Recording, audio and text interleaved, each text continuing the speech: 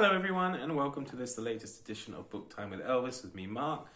And today I received another delivery of books. I won't say small, I mean it's not huge. Actually, I tell a lie, it's over 2 days.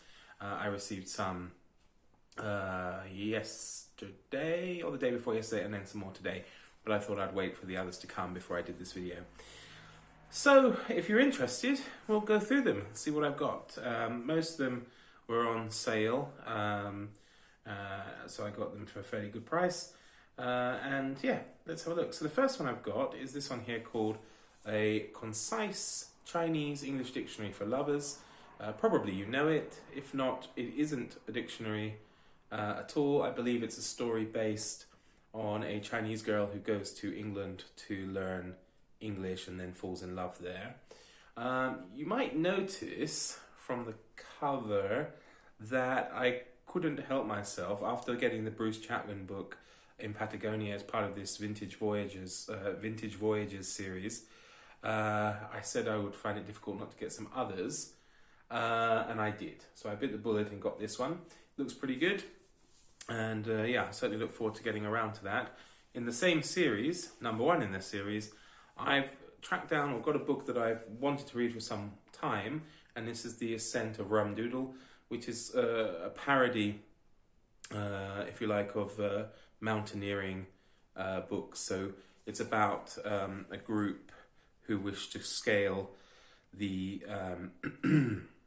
the highest mountain or tallest mountain in the world, and apparently the mountain they're trying to scale is around 40,000 feet high.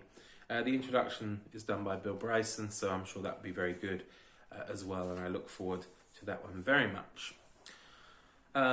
Another book from Vintage, I got Christopher Isherwood's Berlin novels. There's 2 novels here in this book. I've read the second novel, which is Goodbye to Berlin.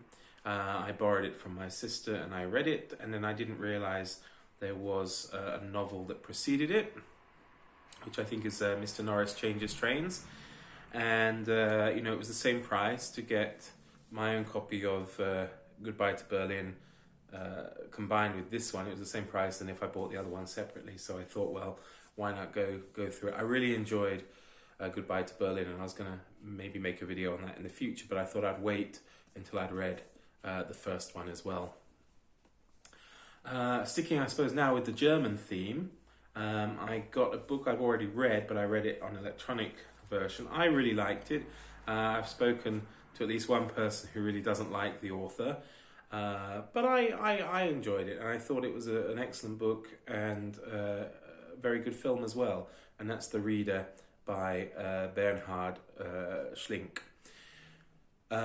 It's the story of, if you don't know it, it's the story of a woman who has an affair with a boy in his middle teens. She's illiterate and he helps her to read, and she has a dark past which surfaces later in the novel. I won't say any more about that.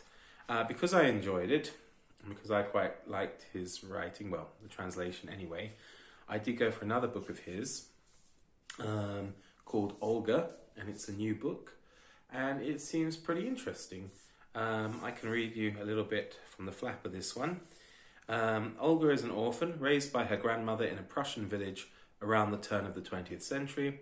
Smart and precocious, she fights against the prejudices of the time to find her place in the world that sees her as second best. When she falls in love with Herbert, a local aristocrat, obsessed with the era's dreams of power, glory, and greatness, her life is irredeemably changed.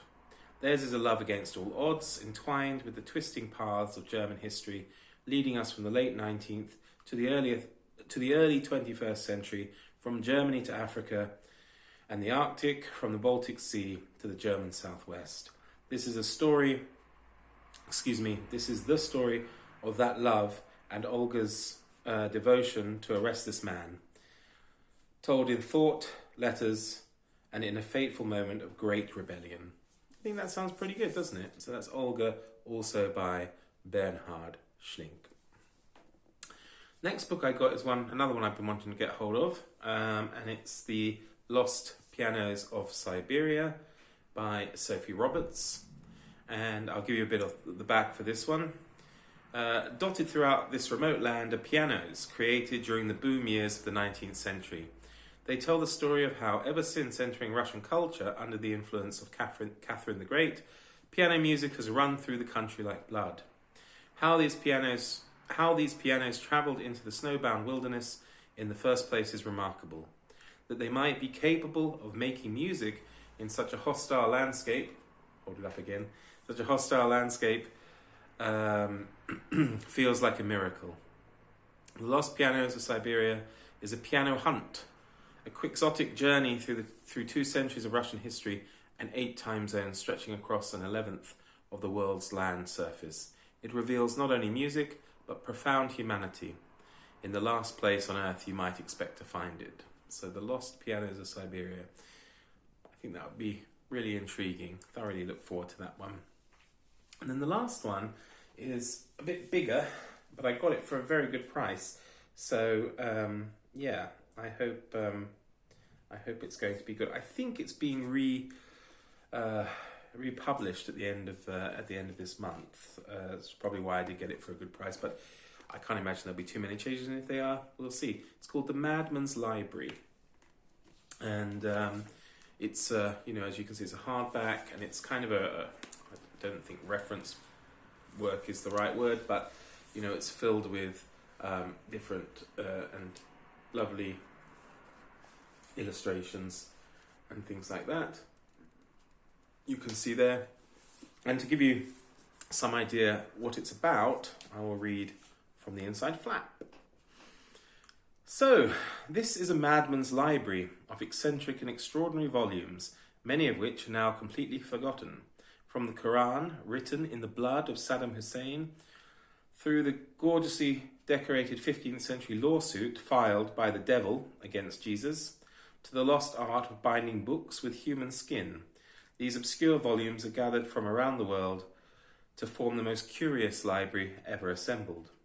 Books written in blood and books that kill, books of the insane and books that hoax the globe, books invisible to the naked eye, and books so long they could destroy the universe. Books worn in battle and books of code and cipher whose secrets remain undiscovered.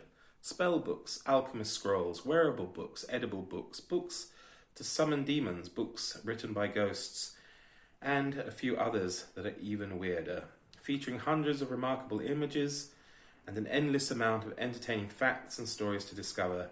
The Madman's Library is a captivating and beautifully illustrated compendium. Compendium, that's the word I was looking for. Perfect for every book lover. And I must say, I think that would be a lot of fun to dip in and out of. Definitely.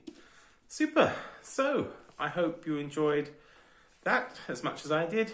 And all remains really for me to say is I wish you all well. Hope you're all healthy and look forward to seeing you all next time. All the best. Take care. Bye-bye.